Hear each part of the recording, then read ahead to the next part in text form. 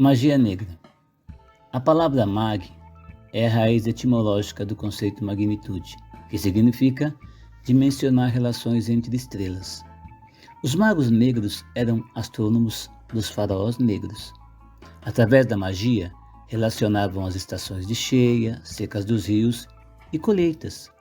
Contavam os tempos em eras e os tempos geográficos, anuidade. Os magos faziam encantamentos para a vida eterna e mapas astrais. Estudavam o ecossistema, astronomia e a lógica, compunham diversos ministérios científicos e criaram o ideograma, hieróglifo. Antes da escrita, os primeiros eruditos, os coptas, principiaram a magia negra quemética abracadabra.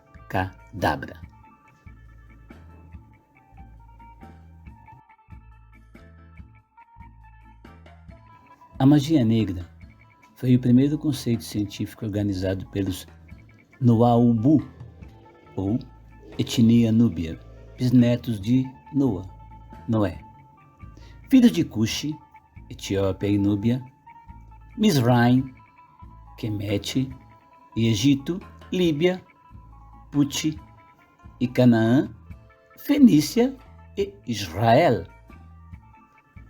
Heródoto, historiador grego, disse: os núbios formam a civilização mais remota da face da terra. Foram chamados de Maha Kush, Grande Kush, e se formaram durante a era de Áries e praticavam a cultura de Anu, Anunnaki. Aqui começa e principia o conceito Arianus, verdadeira magia negra.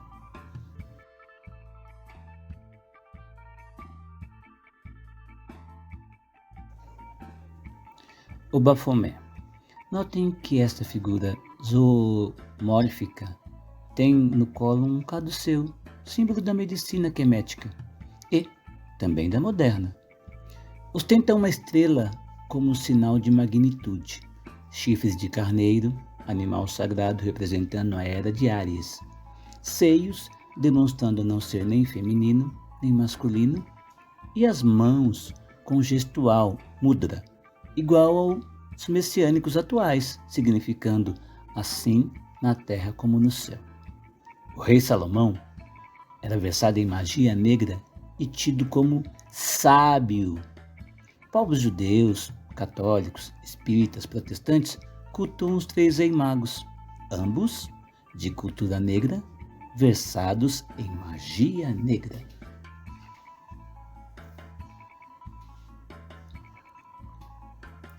Imhotep foi o primeiro e maior mago negro, recebendo o epiteto de primeiro cientista da humanidade. Foi médico, anatomista, legista, matemático, engenheiro, construiu pirâmides, fabricante de vasos e, como mestre erudito, foi incumbido de alfabetizar todo o Quemete ensinando o hieróglifo. Seu cetro, com duas cobras em ascensão, foi legado do Anunnaki Tote e se tornou o símbolo universal da medicina. Foi vizir e magistrado abaixo do faraó. Na medicina, este magro negro iniciou cirurgias diversas até cerebral. Imhotep, o mestre da magia negra, com sua magnificência, instituiu o primeiro magistério quemético. Os magos negros escreveram o mais antigo livro de encantamento, o Livro da Vida Eterna. Traduzido pelos europeus como o Livro dos Mortos, esse livro de encantamento garantia a viagem astral dos faraós negros após sua elevação ao mundo dos mortos, Anunnaki ou etéreo. Aqui nasce a palavra etnia. O processo avaliava a conduta ética do faraó em vida e sua integridade para viver no etéreo junto aos ancestrais da cultura quemética.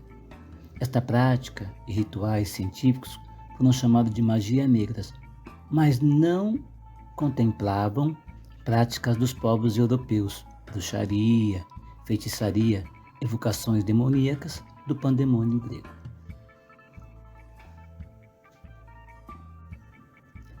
O Mago Negro Imhotep, aquele que vem em paz, evidenciou o livro dos mortos, com dezenas de encantamentos que protegiam o corpo mumificado dos faraós durante sua transição da vida para a morte, para o plano do etéreo ou eternidade. Esse ritual foi interpretado como magia negra real. Principiava com processos científicos, necrópsia ou corpo de delito. Após retirados certos órgãos e preservado outros, através do livro dos mortos, o faraó recebia encantamentos que lhes assegurariam viver no plano da eternidade.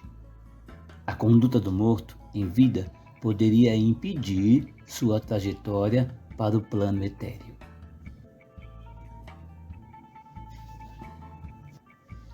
O livro da vida era assim que os queméticos chamavam.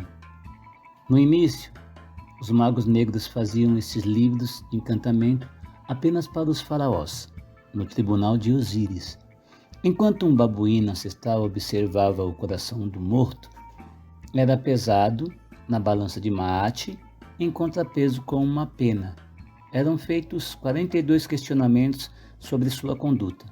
Se mentisse e seu coração pendesse mais que a pena de Maat, este seria jogado aos crocodilos. Sua alma, Ka, não faria o trajeto para o etéreo, onde se diz qual foi a pena do réu. No Kemet, os mandamentos eram 42, incluindo os nossos atuais 10 mandamentos morais bíblicos. Os 3 reis magos eram pretiosos e melanianos. Não havia entre eles cáucasos brancos nem mongol amarelo, somente melanos pretos. O Império Romano na Europa não admitia reinos. Tudo era sistema provincianos. Entretanto, no Oriente, a língua aramaica falada e escrita na Etiópia e na Fenícia influenciava a Pérsia de Baltazar, o Hindukush do Rajá Belchior e o reino de Sabá do Negus Gaspar. Óbvio, todos os reis magos eram negros, utilizavam a escrita. Eram, por excelência, astrônomos.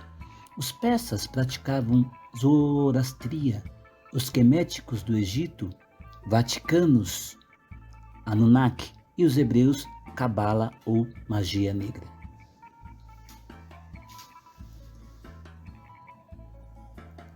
Da palavra raiz, mag, ramificam significados como mago, magnitude, magnata, Magda, Magdala, Maqueda, Magno, Magister, Magistrado, Major, Magnitude, Mágico, Magia e a mais magnificente de todas, Magia Negra. A necrópsia é o princípio do estudo da anatomia humana. É aqui que a magia negra sai do universo externo humano para entrar no vasto universo interno humano com a mesma magnitude de quem conhece um corpo celeste.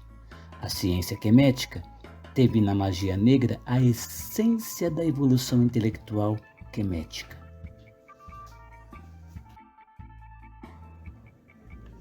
A magia negra evoluiu na região do Kush, no reino místico de Magan, ou Melusa.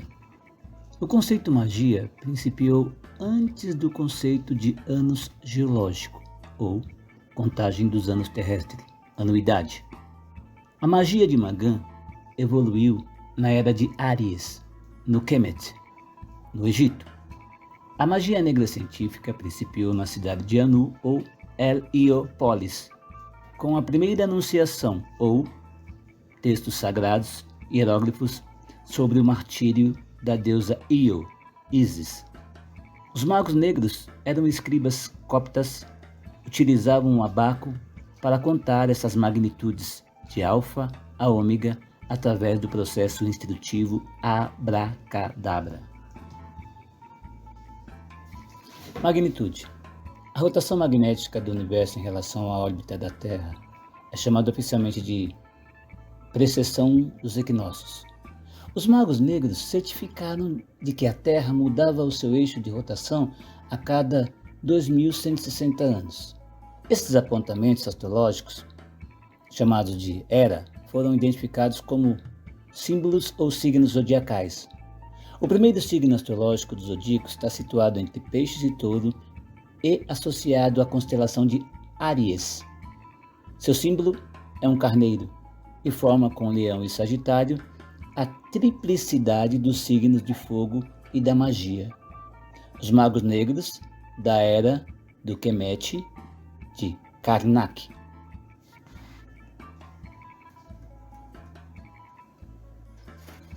Magan ou Macan, em sumério, romanês, Magan ou Macan, foi uma antiga região mencionada nos textos cuneiformes sumérios do início do século como fonte de cobre e diorita para a Mesopotâmia. A localização de Magan não é conhecida com certeza, mas, no entanto, o colocaram na região do Iêmen, conhecida como Maim, no sul do Alto Egito, na Núbia ou no Sudão. De acordo com os textos antigos, o rei Mani I de Magan, era o mesmo célebre Manu do Hindu-Kush, Índia, o primeiro sacrificado do texto sagrado indiano Rigveda Mahakush.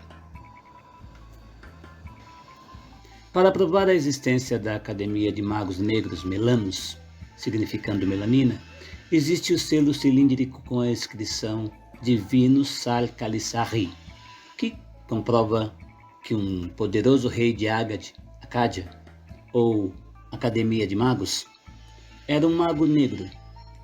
Nimrod, do Kush, fundou Acádia e veio de Mahakush, de entre os arianos Mela. O símbolo que representa o signo de Áries é o carneiro, que utiliza os chifres para lutar e abrir caminhos. O arcano do tarô, símbolo cabalístico, é o Arquimagu, e o Salmo 28:9 diz: Teu povo é tua bênção e tua herança. Cuida como pastor de suas ovelhas e conduze-os para sempre. Os magos negros foram chamados de coptas, escribas, quando da união das etnias Cush, etíopes ou núbios, e Mizraim, do Egito. Reunidos em torno da mesma cultura astral, chamaram de Kemet ou etnia de Cã. Foi chamado de a unificação que resultou na cultura magistral kemética. O chifre de carneiro, shofar, é um dos maiores símbolos da magia negra. Josué usou para sonorizar, derrubar as muralhas de Jericó. O shofar veio do Kemet, simboliza prosperidade, evocação de poderes místicos e anúncio de festividades. O gato preto e outros animais eram divinizados no Kemet. Isto significava que não se podia sacrificar, maltratar ou coisa parecida. Simbolizava o poder e a preciosidade da magia negra, ao contrário dos europeus, que na Idade Média matavam gatos pretos, e quando a peste bubônica chegou, não haviam gatos para combater os ratos e a peste proliferou. Gato preto era sinal de higiene, sendo um dos poucos animais a conviverem entre as realezas negras, os Ras. Todo mago negro, de fato, tinha um gato preto como preciosidade. Os magos negros utilizavam o símbolo da cobra para significar os caminhos para o etéreo, além da morte, onde todos temiam a travessia. A cobra é ainda hoje símbolo da medicina entre os estudantes de necrópsia, aplicada em anatomia. Acompanhava os embálsamos sob observação de magos negros e eram cooptados à medida em que passavam a escrever suas experiências. A cobra é o símbolo da morte mas também da viagem e da ressurreição humana em um plano espiritual, eterial, entre extraterrestres e elementos humanos. Elas, no plano da magia elementar ou magia negra.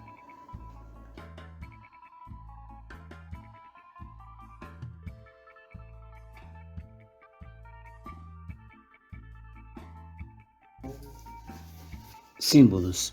Magia negra assusta supersticiosos, mas por outro lado desperta fascínio entre os eruditos. A magia negra é chamada de Kabbalah ou Kabbalah, onde Ka significa alma, Ba, coração, e a sílaba final faz referência a El ou Alá. O olho, terceira visão, o delta, o sol, o olho de Ra, o círculo planetário, a lua e a estrela. O gato preto do mago negro foram símbolos queméticos demonizados durante a Inquisição Espanhola contra os judeus negros de Andaluzia ou Marrakech. A invenção europeia da magia branca demoliu e marginalizou o sistema racional e a magnitude intelectual da magia negra. Negeva Magdala, ou Magnamigos, a doutora Merit Pitahá, a primeira Negeva mulher reconhecida como médica registrada na história do Kemet, médica erudita. Seu epiteto, Vises, estava relacionada a Ise, e também feminino de Vizir, Osíris, epiteto do Dr. Imhotep. Ambos eram da Academia Kemética de Magia Negra. Merit Pitahá é a primeira doutora reconhecida e registrada na história da ciência quemética. Era médica chefe titulada na realeza por Maqueda ou Magna. O abutre era símbolo da linhagem real das sacerdotisas negevas.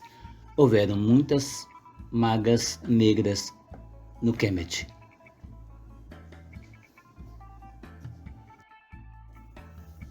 O faraó negro era conceituado de Arquimagu e sustentava na coroa os símbolos da cobra, do poder e da renovação, e o abutre, identificando que sua mãe ascendia de uma linhagem de sacerdotais.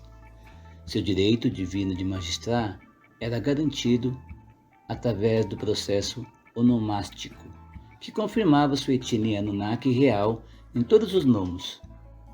A magia alfabeta, principiada pelas crianças, era o abaco, matemática, aplicação da leitura, hieróglifa, o abracadabra. Levava as crianças até o processo abdução, para a geometria e a alquimia, magia de Micael.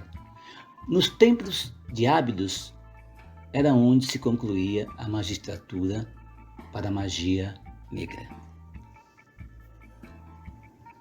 As Magdalas é um título de alta sacerdotisa ou rainha. Dizia-se também Magda, Magdala, Magdalena e Maqueda, ou aquelas que vieram das miríades, estrelas. Em hebreu, Miriam, em grego, Miríade, em português, Maria. Maria Magdalena era um nome proveniente de uma elite de magnatas. Significava que procedia de uma realeza instruída e erudita e que sabia ler o hieróglifo ou papiros. A elite dos magnatas foi principiada na cultura dos Nigos reis, no antigo reino de Magã, entre os Nagastas, na Etiópia, entre os faraós negros do Kemet, Egito. A demonização da palavra negro estigmatizou o medo à magia negra. O neopaganismo trouxe o termo magia branca, que faz referências ao uso de poderes sobrenaturais. No que diz respeito à filosofia das vias esotéricas, a magia branca é o lado benevolente contra o lado maléfico da magia negra. E aqui começa o preconceito contra o científico e a exaltação do demoníaco. O símbolo estelar da magia negra foi adotado por diversas crenças pagãs europeias após a Inquisição do povo judeu negro, com o objetivo de demonizar a palavra negro e divinizar a palavra branco, que até a Idade Média sequer existia. Esta inversão de valores chamamos de branquitismo. Contraditoriamente, o título de mago foi altamente cobiçado pelo Cáucaso Alexandre da Macedônia, 300 anos antes de Yeshua. Alexandre, que passou para a história europeia como Alexandre Magno, nunca foi Magno. 1000 anos após, Carlos Magno também se intitulou acima dos reis e dos imperadores e dos papas, e usou o título de Magno ou Mago. Daí surgir, a partir do século X, bruxos e feiticeiros como Merlin, usando o título de Mago Branco. Como princípio e fim, podemos afirmar que a magia negra estudou a magnitude do ecossistema e a cultura extraterrestre, providenciando ética à racionalidade humana no planeta Terra.